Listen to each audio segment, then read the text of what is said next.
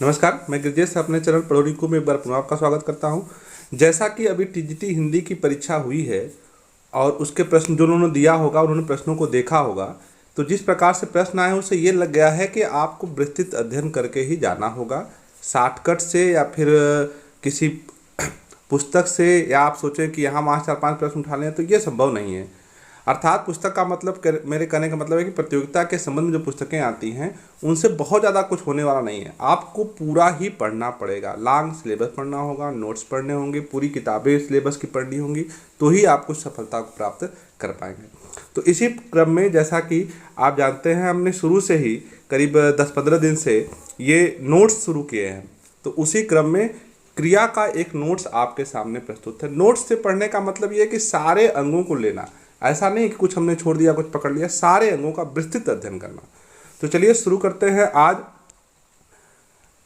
क्रिया को जानेंगे हम लोग। क्रिया क्या होती है, क्रिया के कितने रूप होते हैं, क्रिया का जो भेद है, भेद क्या है, नाम प्रेरणार्थक क्रिया क्या है, पूर्णकालिक क्रिया क्या है, नाम धातु क्रियाएं क्या होती हैं, और उन पर कुछ आधारित प्रश्नों का एक श्रृंखला। तो चलिए शुरू करते हैं। सबसे पहले जानते हैं क्रिया क्या। क्रिया क्या भाई? क्रिया कर्ता के द्वारा जो कार्य किया जाता है क्रिया कहलाता है। अर्थात आप सरल शब्दों में ऐसे भी कह सकते हैं कि क्रिया का मतलब होता है, क्रिया का मतलब ही होता है कार्य का होना। कार्य का होना ही क्या है? क्रिया है। अर्थात कर्ता के द्वारा जो कार्य किया जाता है वही क्या है? क्रिया है। कर्ता के द्वारा जो कार्य किया जा रहा है, कार्य की सिद्धि हो रही है, वही क्या है? क्रिया है। चलिए आगे बढ़ते हैं। धातु। क्रिया का मूल रूप ही क्या है? धातु कहलाता है। संस्कृत में धातु ही होती है। धातु वह मूल रूप है जिससे क्रिया का निर्माण होता है। ठीक है, धातु क्या है? वह मूल रूप है जिससे क्रिया का निर्माण होता है। अर्थात आप सरल भाषा में ऐसे भी कह सकते हैं, ऐसे भी कहा जा सकता है कि क्रिया के मूल रूप को क्या कहते हैं? धातु कहा जाता है। ठीक है, एकदम आराम से समझते चलते हैं हम लोग, एक एक शब्दों का अर्थ समझते हुए। देखिएगा, फिर कह रहा है कि धातुओं के अंत में ना प्रत्यय जोड़कर क्रियाएं बनाई जाती हैं। ठीक है, क्रियाएं कैसे बनाई जाती हैं? जो धातु होती है उसी के अंत में ना प्रत्यय जोड़ दिया जाता है। जैसे देख लीजिएगा, मैंने कहा ना, हम एकदम क्रम से हम लोग चलेंगे। जैसे पढ़ क्या है? धातु है। मर क्या है? धातु है। हंस क्या है? धातु है। और मार क्या है? धातु है। अंत में हमने क्या जोड़ दिया है? ना क्या है? प्रत्यय है। और ना प्रत्यय जोड़कर इसको क्रिया बनाया गया है। ठीक है, तो धातुओं के अंत में ना प्रत्यय जोड़कर क्रियाएं बनाई जाती हैं। जैसे पढ़ से पढ़ना, मर से मरना, हंस से हंसना, और मार से मारना। ठीक है, तो क्रिया क्या है आप समझ गए। क्रिया क्या है? क्रिया जो है कर्ता द्वारा किसी कार्य का किया जाना ही क्या है? क्रिया है। ठीक है, आप ऐसे भी कह सकते हैं कि किसी कार्य का होना ही क्या है? क्रिया है। आगे बढ़िए। क्रिया के भेद या प्रकार। क्रिया के भेद या प्रकार के बारे में चर्चा करेंगे तो क्रिया के 2 भेद माने जाते हैं। विद्वानों ने क्रिया के कितने भेद माने हैं? 2 भेद माने हैं, एक रचना के आधार पर और दूसरा कर्म के आधार पर। तो सबसे पहले हम लोग पढ़ते हैं रचना के आधार पर क्रिया के भेद। ठीक है, रचना के आधार पर क्रिया 4 प्रकार की होती है, जो हम लोग पढ़ते हैं। संयुक्त क्रिया, नाम धातु क्रिया, प्रेरणार्थक क्रिया और पूर्णकालिक क्रिया। ठीक है, रचना के आधार पर क्रिया संयुक्त क्रिया, नाम धातु क्रिया, प्रेरणार्थक क्रिया और पूर्णकालिक क्रिया, इन 4 भागों में विभक्त होती है। ठीक है, अब सबसे पहले पढ़ते हैं। पहला जो भाग है, पहला जो प्रकार है, वह है संयुक्त क्रिया का। संयुक्त क्रिया में क्या है? जिस वाक्य में 2 क्रियाएं एक साथ आती हैं, संयुक्त माने जोड़ना मिलना, जोड़ना या मिलना, उसे क्या कहते हैं? संयुक्त कहते हैं। तो जिस वाक्य में क्रियाएं एक साथ आती हैं, कितनी क्रियाएं? 2 क्रियाएं, संयुक्त क्रिया कहलाती है। इसमें पहले आने वाली क्रिया मुख्य और बाद में आने वाली क्रिया रंजक क्रिया कहलाती है। एक देखिए दो प्रश्न हो गया यहाँ पर कि जो क्रिया पहले आती है उसे मुख्य क्रिया कहा जाता है और जो बाद में आती है उसे रंजक क्रिया कहते हैं। क्लियर है? संयुक्त क्रिया माने जब वाक्य में कितनी क्रियाएं आए, दो क्रियाएं आए, एक साथ आए तो उसे संयुक्त क्रिया कहा जाता है, जिसमें मुख्य क्रिया और रंजक क्रियाएं दो क्रियाएं होती हैं। जो पहले आएगी मुख्य क्रिया और जो बाद में आएगी वो रंजक क्रिया। चलिए आगे बढ़ते हैं। आगे क्या है? संयुक्त क्रिया के कुल 11 भेद होते हैं। अब संयुक्त क्रिया के भी कितने भेद हैं? 11 भेद हैं। ठीक है, कौन कौन से हैं उसको देख लीजिए। आरंभ बोधक क्रिया, जिसमें कार्य के आरंभ होने का पता चलता हो। समाप्ति बोधक, जो कार्य की समाप्ति का पता दिलाता है। नित्यता बोधक, अर्थात कार्य चल रहा है। अनुमति बोधक, जिसमें कार्य की अनुमति ली जा रही है। निश्चय बोधक, जिसमें निश्चय होता है कि कार्य हो ही रहा है। आवश्यकता बोधक, किसी चीज की आवश्यकता है तो मांगने के लिए। अभ्यास बोधक, बार बार अभ्यास की प्रवृत्ति के लिए। शक्ति बोधक, पुनरुक्ति, पुनरुक्ति माने बार बार किसी चीज को दोहराना। अवकाश बोधक और इच्छा बोधक। कुल मिला के ये 11 प्रकार की क्रियाएं होती हैं। ये कौन सी क्रियाएं हैं? ये संयुक्त क्रियाओं के भेद हैं। संयुक्त क्रियाएं कितनी प्रकार की होती हैं? 11 प्रकार की होती हैं। याद करने के लिए आप इसको जो है स्क्रीनशॉट ले सकते हैं। चलिए आगे बढ़ते हैं। आरंभ बोधक क्रिया क्या है? हम एक एक करके समझते हैं। आरंभ बोधक क्रिया क्या कहलाती है? जिससे कार्य के एकाएक आरंभ होने का बोध होता है। वाक्य के अंत में लगा, लगी, लगता, लगती हैं या लगते हैं, लगते हों शब्द आते हैं। ठीक है, अर्थात जिससे एकाएक कोई कार्य सुना। आरंभ बोधक माने एकाएक किसी कार्य के होने का पता चलता है। और वाक्य के अंत में क्या लगा होगा? लगा, जैसे वो हंसने लगा, हंसने लगी, चलने लगता है, चलने लगती है। ठीक है, लगते हैं, लगते हो। ठीक है, मारने लगते हैं। ठीक है, ये सब आते हैं तो वो क्या है? आरंभ बोधक क्रिया है। यहाँ पे उदाहरण देख लीजिएगा। वो हंसने लगा। हंसना क्या है? अचानक होने वाली प्रक्रिया है। मुख्य क्रिया और रंजक क्रिया। ठीक है, हंसना क्या है? मुख्य क्रिया है। लगना क्या है? रंजक क्रिया है। दोनों मिलकर क्या हो जाएंगे? संयुक्त क्रिया हो जाएंगे। ठीक है, बात समझ में आ रही है? जो पहले है हंसना, मुख्य क्रिया है, लगता है, ये क्या है? रंजक क्रिया है। और दोनों मिलकर क्या हो जाएंगी? सहायक क्रिया हो जाएंगी। चलिए आगे बढ़ते हैं। समाप्ति बोधक क्रिया। समाप्ति बोधक क्रिया क्या है भाई? इससे कार्य के समाप्ति होने का पूर्ण बोध होता है। याद रखिएगा, पूर्ण बोध होता है। वाक्य के अंत में चुका है, चुकी है, चुके हैं, चुके थे, चुका होगा, चुकी होगी, चुके होंगे, अथवा या है, या ई है, ए हैं, या था, ई थी, ए थे, या होगा, ई होगी, ऐसे शब्द आते हैं। अर्थात जैसे वो खा चुका होगा, वो चली गई होगी। ठीक है, इस तरह के शब्द आते हैं। अर्थात वो निश्चय ही हो गया होगा। ऐसी क्रिया जब आती है तो उसे क्या करते हैं? समाप्ति बोधक क्रिया। आप यहाँ पे उदाहरण देख लीजिए। जैसे मैंने खाना खा लिया होगा, तो खाना मुख्य क्रिया, खा मतलब मुख्य क्रिया, होगा माने रंजक क्रिया, दोनों मिलके संयुक्त क्रिया। आगे, वह तुम्हारे घर आ चुका है। आ मुख्य क्रिया, चुका है क्या हो जाएगा? रंजक क्रिया हो जाएगी। तो ठीक है, जहाँ पे कार्य हो चुका है, वह चला गया होगा, चली गई होगी, वह पकड़ा गया होगा, वह पकड़ी गई होगी, वो चले गए होंगे, आ गए होंगे, ऐसे शब्द आते हैं तो वहाँ पे समाप्ति बोधक क्रिया होती है। आगे देखिए, नित्यता बोधक क्रिया। इससे कार्य के जारी होने का बोध होता है। अर्थात कार्य क्या हो रहा है? जारी है, अर्थात चल रहा है, नित्य हो रहा है। वाक्य के अंत में रहा है, रही है, रहे हैं, रहा था, रही थी, रहे थे, रहा होगा, रही होगी, रहे होंगे शब्द आते हैं। शब्दों का बहुत मतलब नहीं है, आप इतना समझिएगा सरल भाषा में कि जिससे आपको ये पता चलता हो कि कार्य अभी भी हो रहा है, प्रगति पे है, कार्य बंद नहीं हुआ है। जैसे हवा चल रही है, मीरा मैदान में दौड़ रही है, दौड़ क्या हो जाएगा, मुख्य क्रिया, रही है रंजक क्रिया।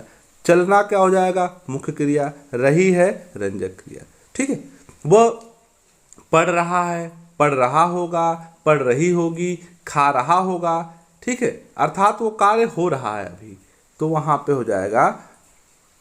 आगे देखिए, अनुमति बोधक क्रिया, इससे अनुमति मांगने का बोध होता है। क्रिया के अंत में ने और दो शब्द आता है। ठीक है, आगे देखिए, जैसे मुझे जाने दो, ये अनुमति मांग रहे हैं, मुख्य क्रिया, जाने दो क्या है, रंजक क्रिया। कुत्ते को भौंकने दो, यह अनुमति के लिए है।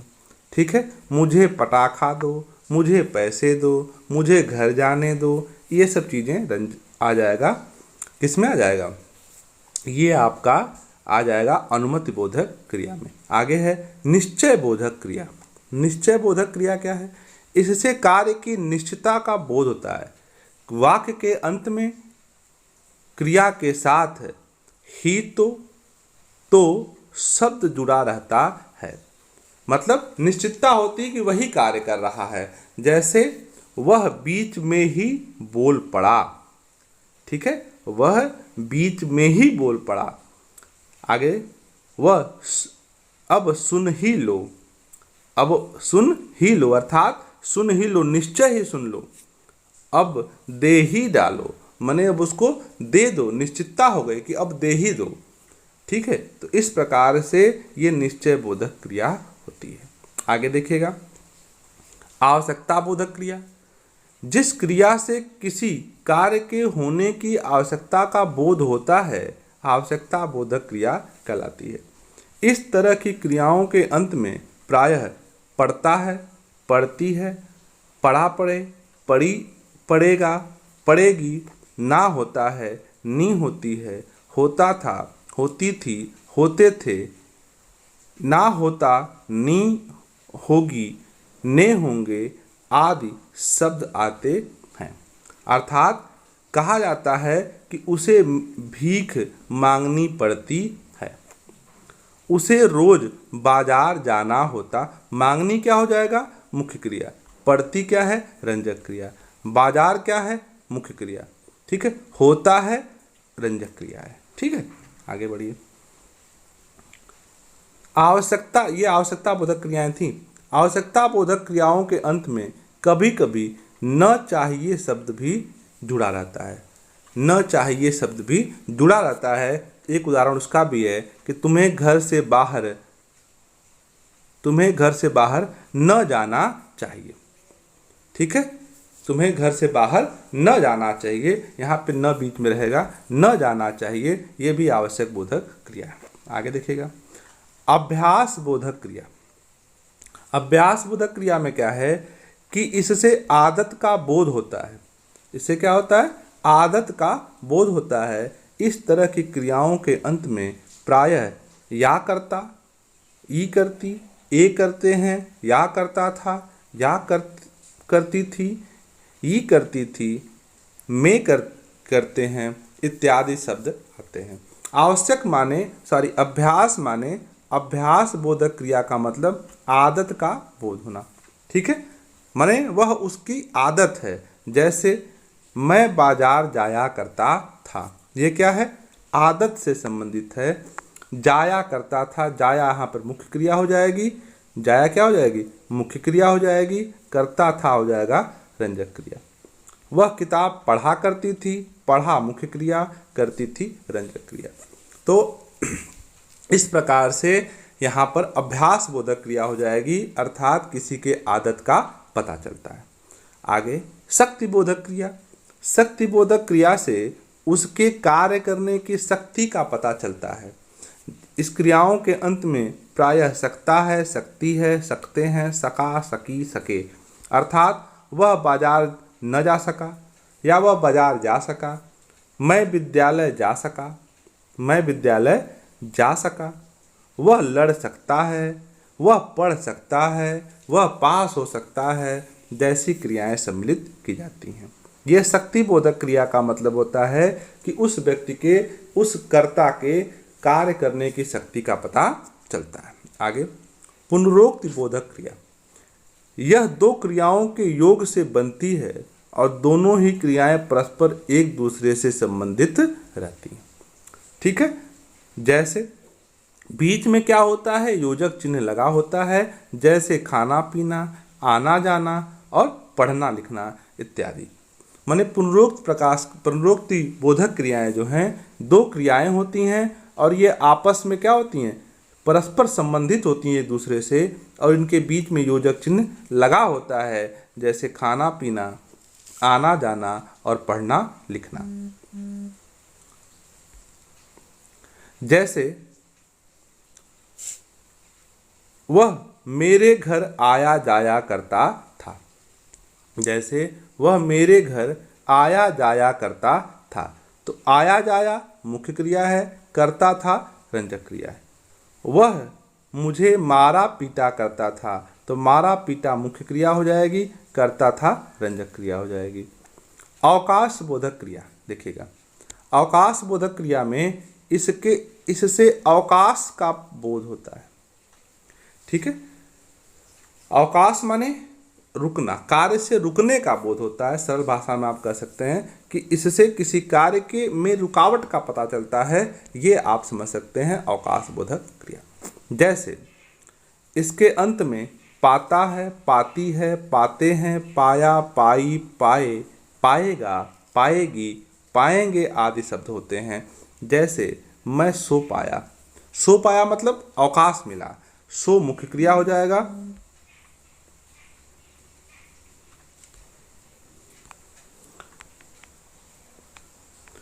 अवकाश बोधक क्रियाओं में अवकाश का पता चलता है, जैसे मैं सो पाया मुख्य क्रिया और पाया क्या हो जाएगा, रंजक क्रिया। जैसे वह तुमसे मिल पाती है, तो मिल क्या हो जाएगा, सहायक मुख्य क्रिया, और पाती है रंजक क्रिया। इसी प्रकार से आगे हम लोग चलेंगे रंजक बोधक क्रिया। देखिए, क्रियाओं के जो 11 वेद सबको पढ़ना बहुत जरूरी है, क्योंकि जिस प्रकार से प्रश्न आ रहे हैं अब इतने आसान नहीं रहेंगे, हमेशा डीपली जाके पूछ रहा है, तो कोशिश करना है सारी चीज़ों को हमें समझ लेना है। इच्छा बोधक क्रिया, इससे इच्छा का बोध होता है। क्रियाओं के अंत में चाहता है, चाहती है, चाहते हैं, चाहता था, चाहती थी, चाहते थे, चाहेंगी, चाहेंगे, चाहूँगा आदि शब्द आते हैं। जैसे मैं तुमसे मिलना चाहता हूँ, लड़के विद्यालय जाना चाहते थे या चाहते हैं, वह पढ़ना चाहता है, वह खाना चाहता है, अर्थात इच्छा से संबंधित सभी चीज़ें इसमें शामिल की जाती हैं। अगला देखिए, नाम धातु क्रिया। नाम धातु क्रिया, नाम धातु क्रियाएं संज्ञा विशेषण सर्वनाम तथा अनुकरण अर्थात ध्वन्यात्मक के वाची शब्दों के प्रयोग से बनती हैं, जो निम्नलिखित हैं। माने नाम धातु प्रक्रिया जो है, नाम धातु जो क्रियाएं होती हैं वो संज्ञा, विशेषण, सर्वनाम और अनुकरण, इन्हीं के वाची शब्दों के प्रयोग से बनती हैं। देखिए, ये बहुत इंपॉर्टेंट है। नाम धातु क्रियाएं बहुत बार पूछा गया प्रश्न है, कह रहा है कि संज्ञा से नाम धातु क्रियाएं बनाना। नाम धातु क्रियाएं वही होती हैं जो संज्ञा से या सर्वनाम से बनाई जाती हैं। ठीक है, ये आप हमेशा याद रखिएगा, ये विशेषण से भी बनाई जाती हैं। ठीक है, ये इंपॉर्टेंट है। यहाँ पे देखिएगा, आगे बढ़ते हैं। संज्ञा क्या है, सर्म, और नाम धातु क्रिया क्या हो जाएगी, सर्माना। लोभ, लुभाना, बात, बतियाना, झूठ से झुठलाना, हाथ से हथियाना, ये नाम धातु क्रियाएं हैं। ठीक है, आगे बढ़िएगा। लात से लतियाना, दुख से दुखाना। ठीक है, आगे विशेषण से भाववाचक संज्ञा बनाना, जैसे साठ से सठियाना, तोतला से तुतलाना, नरम से नरमाना, गरम से गरमाना, लज्जा से लजाना और लालच से ललचाना। ठीक है। पागल से पगलाना, पागल से क्या होगा? पगलाना। सर्वनाम से नाम धातु क्रिया बनाना हो तो कैसे बनाएंगे? सर्वनाम से नाम धातु क्रिया बनाने के लिए जैसे अपना से अपनाना। ठीक है। आगे अनुकरणवाची शब्दों के प्रयोग से नाम धातु क्रियाएं कैसे बनेंगी वो देख लीजिए। जैसे थप थप से थपथपाना, धड़ धड़ से धड़धड़ाना, टन टन से टनटनाना, कप कप से कपकपाना, बड़बड़ से बड़बड़ाना, धड़ धड़ से धड़धड़ाना। ये क्या है? अनुकरणवाचक संज्ञाएं थी। याद रखिएगा, ये क्वेश्चन भी इम्पॉर्टेंट है। अनुकरणवाचक संज्ञाएं जो एक दूसरे से संबंधित होती हैं और बीच में डैश लगा होता है, यही इसका क्या है? पहचान है। आगे प्रेरणार्थक क्रियाएं। प्रेरणार्थक क्रिया देख लीजिए। इससे किसी के द्वारा किसी को कोई कार्य करने के लिए प्रेरित किया जाता है। माने एक व्यक्ति दूसरे व्यक्ति को कार्य करने के लिए प्रेरित कर रहा है, माने वह स्वयं कार्य नहीं कर रहा है, वह दूसरे को कह रहा है। प्रेरणार्थक क्रिया सदैव सकारात्मक क्रिया होती है। ठीक है। इसमें दो भेद होते हैं, प्रथम प्रेरणार्थक क्रिया और द्वितीय प्रेरणार्थक क्रिया। प्रेरणार्थक समझ रहे हैं ना? किसी को कार्य करने के लिए प्रोत्साहित करना, माने कर्ता स्वयं कार्य नहीं कर रहा, वो दूसरे कर्ता से कार्य करा रहा है। चलिए आगे देखते हैं। प्रथम प्रेरणार्थक क्रिया क्या है? इसमें कर्ता के द्वारा किसी को कार्य करने के लिए प्रेरित किया जाता है। क्रिया के अंत में या, ई, ए, आ, ई, ए शब्द आते हैं। जैसे राम श्याम को रुलाता है, राम श्याम को रुलाता है। मैं बच्चों को पाठ याद कराता हूँ। मोहन तुमको हंसाता है। राम ने बच्चों को पाठ याद कराया। राम क्या कर रहा है? श्याम को रुला रहा है। रुलाने का क्या है? प्रेरणा कौन कर रहा है? राम कर रहा है। तो ये प्रेरणार्थक क्रिया हो गई। ठीक है। मैं बच्चों को, मैं क्या कर रहा हूँ? बच्चों को पाठ याद करा रहा हूँ। तो पाठ याद कौन कर रहे हैं? बच्चे। मैं क्या कर रहा हूँ? पाठ याद कराने की प्रेरणा दे रहा हूँ। तो यहाँ पर प्रेरणार्थक क्रिया हो जाएगी। मैंने कर्ता स्वयं नहीं कर रहा है। अगर इसमें कर्ता स्वयं करता तो आंसर ये होता कि मैं पाठ याद कर रहा हूँ। ठीक है। समझ में आ रहा है? दो चीज़ें। मोहन तुमको हंसाता है। मोहन कौन है? कर्ता है। किसको हंसा रहा है? तुमको हंसा रहा है, स्वयं नहीं हंस रहा है। तो ये क्या है? प्रेरणार्थक क्रिया है। राम ने बच्चों को पाठ याद कराया। कौन है? राम बच्चों को पढ़ा रहा है। मैंने तुमको रुलाया, ये क्या है? प्रेरणार्थक क्रिया है। आगे देखिएगा। द्वितीय प्रेरणार्थक क्रिया क्या है? इसमें कर्ता स्वयं कार्य नहीं करता, सिर्फ माध्यम बनता है। कार्य किसी और के द्वारा किया जाता है। क्रियाओं के अंत में वाया, वाई, वाए, वाना, वानी, वाने शब्द आते हैं। जैसे ये भी देख लीजिए।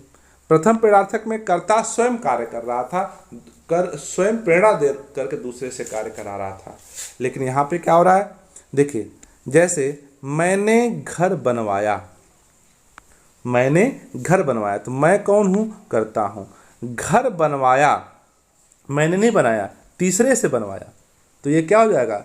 मैंने मिस्त्री से बनवाया होगा, तो मिस्त्री ने ही बनाया, मैंने कुछ नहीं बनाया। मैंने मिस्त्री को प्रेरणा दी और मिस्त्री ने बनाया। ठीक है। घर किसने बनाया? मिस्त्री ने। मैं क्या था? सिर्फ माध्यम था। और उसके पहले प्रथम प्रेरणार्थक क्रिया में क्या था कि मैंने पाठ याद करवाया, तो मैं ही याद करवा रहा था, कर कोई दूसरा रहा था, लेकिन करवा कौन रहा था? मैं रहा। ठीक है, बात समझिए, मैं प्रत्यक्ष वहाँ पे था। यहाँ पे देखिए, तुम्हें खेतों को पटवाना चाहिए, तुम्हें खेतों को पटवाना चाहिए, तो मैं क्या कर रहा हूँ? बता रहा हूँ कि तुम्हें पटवाना चाहिए। बच्चों को पिटवाया जाता है, तुमसे किताब पढ़वाई जाती है, बच्चों से भीख मंगवाया जाता है। समझ में आ रहा है ना? यहाँ पे चीज़ें कर्ता स्वयं नहीं कर रहा है, वो सिर्फ माध्यम है, दूसरा कोई कर रहा है। आगे पूर्णकालिक क्रिया। पूर्णकालिक क्रिया, क्रियाओं के साथ अंत में कर जोड़कर पूर्णकालिक क्रिया बनाई जाती है। ये मुख्य रूप से पहले आती हैं और किसी वाक्य में क्रिया विशेषण का कार्य करती हैं, इसलिए इन्हें स्वतंत्र क्रिया भी कहा जाता है। माने कि यह मुख्य क्रिया से कहाँ आती हैं, पहले आती हैं, और किसी भी वाक्य में क्रिया विशेषण का कार्य करती हैं। पूर्णकालिक क्रियाएं हमेशा मुख्य क्रिया से कहाँ आती हैं, पहले आती हैं, और इसमें कर जोड़ के बनाया जाता है। देखिए, वह सोकर जगा, सोकर उठा, तो सोकर ये क्या हो गई, पूर्णकालिक क्रिया हो गई, उठा क्या हो गई, मुख्य क्रिया हो गई। तो मुख्य क्रिया से पहले जो क्रिया आती है और उसमें कर लगा देते हैं तो वह पूर्णकालिक क्रिया हो जाती है। वह भीख मांगकर घर पहुंचा, तो भीख मांगकर ये क्या हो गया, पूर्णकालिक क्रिया हो गई, घर पहुंचा ये मुख्य क्रिया हो गई। मोहन ने घर पहुंचकर मुझे कलम दिया, तो घर पहुंचा ये पूर्णकालिक क्रिया है, और कलम दिया ये क्या हो गया, मुख्य क्रिया हो गई। ठीक है, पूर्णकालिक क्रिया में पहले मुख्य क्रिया के पहले होती है और इसमें कर लगा दिया जाता है। आगे देखिए, विद्वानों ने कर्म के आधार पर क्रिया के दो भेद बताए हैं। कर्म के आधार पर क्रिया के कितने भेद हैं, दो भेद हैं। कौन, सकर्मक और अकर्मक। ये सबसे ज़्यादा पूछा गया होगा, आप जानते होंगे, सकर्मक क्रिया को पहचानना और अकर्मक क्रिया को पहचानना। देखिएगा, सकर्मक क्रिया, कर्म के आधार पर क्रियाओं का अध्ययन करने के लिए हमें कर्म के बारे में जानना होगा। कर्म का मतलब, कर्म का प्रभाव जिस संज्ञा या सर्वनाम पर पड़ता है, क्रिया का प्रभाव जिस संज्ञा या सर्वनाम पर पड़ता है उसे क्या कहते हैं, कर्म कहा जाता है। माने क्रिया का प्रभाव जिस संज्ञा या सर्वनाम पर पड़ता है उसे क्या कहते हैं, कर्म कहते हैं। अतः किसी वाक्य में कर्म या तो कोई संज्ञा हो सकती है या फिर कोई सर्वनाम हो सकता है, और इसके अतिरिक्त कोई भी अन्य चीज कभी भी कर्म नहीं हो सकती है। तो कर्म कौन है, पहले समझ लीजिए। कर्म कौन है, क्रिया का जिस पर सबसे अधिक प्रभाव पड़ता है उसे कर्म कहा जाता है।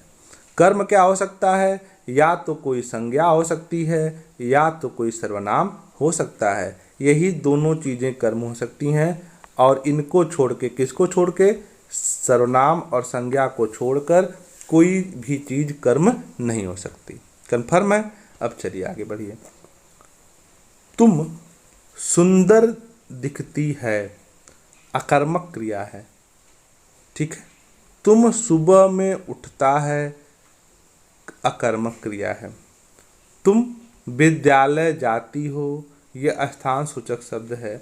हवा धीरे धीरे बह रही है, अकर्मक क्रिया है। तुम घर जाते हो, स्थानवाचक क्रिया है। ठीक है, ये भी अकर्मक ही है।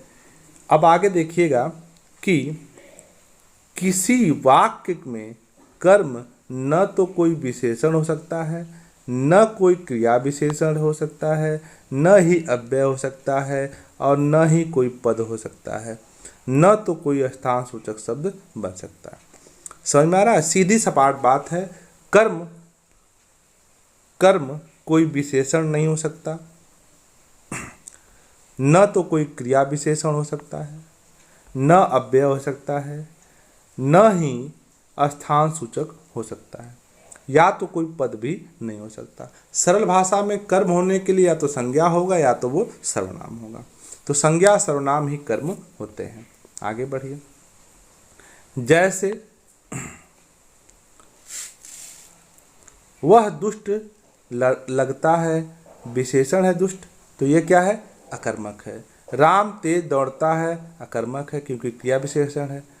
वह रात में पढ़ता है, समय सूचक है, अकर्मक है। तुम गांव जाते हो, स्थान सूचक है, अकर्मक है। आपको मैंने बता दिया कि संज्ञा सर्वनाम ही हो सकते हैं। वह घर पर रहता है, वह घर पर रहता है, ये भी क्या है, अकर्मक है क्योंकि घर पर क्या है, एक पद है। आगे देखिए, कर्म के भेद या प्रकार। कर्म के भेद या प्रकार। कर्म मुख्य कर्म होता है। सभी निर्जीव संज्ञाएं जो हैं, मुख्य कर्म कौन है, सभी निर्जीव संज्ञाएं मुख्य कर्म होती हैं। जैसे कलम, कापी, किताब, रोटी, जितनी भी निर्जीव संज्ञाएं हैं सभी कर्म की श्रेणी में आती हैं। गौण कर्म क्या है? सभी सजीव संज्ञा सर्वनाम गौण कर्म कहे जाते हैं। जैसे तुम्हें, मुझे, तुमसे, उसको, राम को, मोहन को, अर्थात जो सजीव हैं वो गौण कर्म हैं, जो निर्जीव हैं, निर्जीव संज्ञाएं हैं वो क्या हैं? जो निर्जीव संज्ञाएं हैं वो क्या हैं? मुख्य कर्म है। आगे देखिए, मैंने, उदाहरण देखिएगा, मैंने उसे कलम दिया, मैंने उसे कलम दिया, उसे क्या हो गया? क्योंकि ये सजीव है तो गौण हो गया, और कलम दिया तो मुख्य कर्म हो गया। वह मेरे लिए एक कुर्सी लाया, वह मेरे लिए एक कुर्सी लाया, मेरे लिए गौण कर्म हो गया, कुर्सी लाया मुख्य कर्म हो गया। ये दुकर्मक क्रिया, दुकर्मक वाक्य भी है। ठीक है, तो इस प्रकार से हमने कर्म और संज्ञा और क्रिया सभी के बारे में समझा। आशा है कि आपको वीडियो पसंद आया होगा, और अच्छा लगे तो इसे लाइक, शेयर, सब्सक्राइब जरूर करें। बहुत बहुत धन्यवाद।